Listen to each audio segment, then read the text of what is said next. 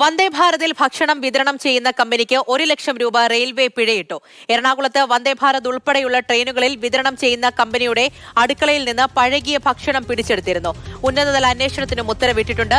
പ്രശാന്ത് കൃഷ്ണ വിവരങ്ങളുമായി ചേരുന്നുണ്ട്. പ്രശാന്ത്, എത്രത്തോളം രൂക്ഷമാണ് സ്ഥിതിയെന്നും ആ ദൃശ്യങ്ങൾ ഉൾപ്പെടെ പുറത്തു വന്നതാണ്. ഇപ്പോൾ അതിൽ നടപടി ഉണ്ടാകുന്നു, അന്വേഷണവും വരുന്നു. എങ്ങനെയാണ് കാര്യങ്ങൾ?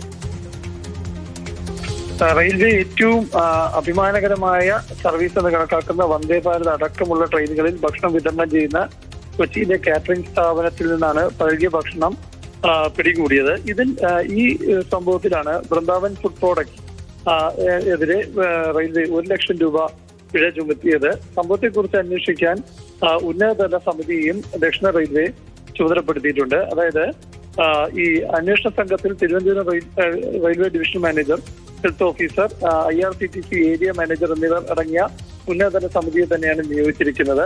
കാറ്ററിംഗ് സ്ഥാപനമായ വൃന്ദാവൻ ഫുഡ് പ്രോഡക്റ്റ് ശുചിത്വ മാനദണ്ഡങ്ങൾ പാലിക്കുന്നില്ല എന്നാണ് റെയിൽവേ വിശദീകരിക്കുന്നത്.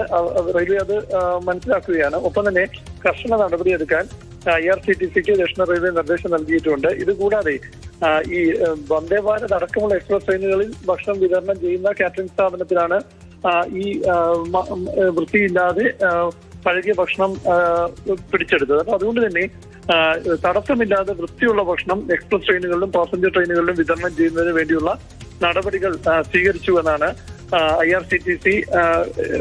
IRCTCയുടെ വിശദീകരണമായി റെയിൽവേ വ്യക്തമാക്കുന്നത്. ഏതായാലും ഇക്കാര്യത്തിൽ റെയിൽവേ നിയോഗിച്ച ഉന്നതതല സമിതിയുടെ റിപ്പോർട്ടിന്റെ കൂടി അടിസ്ഥാനത്തിലായിരിക്കും തുടർ നടപടികൾ ഉണ്ടാകുക.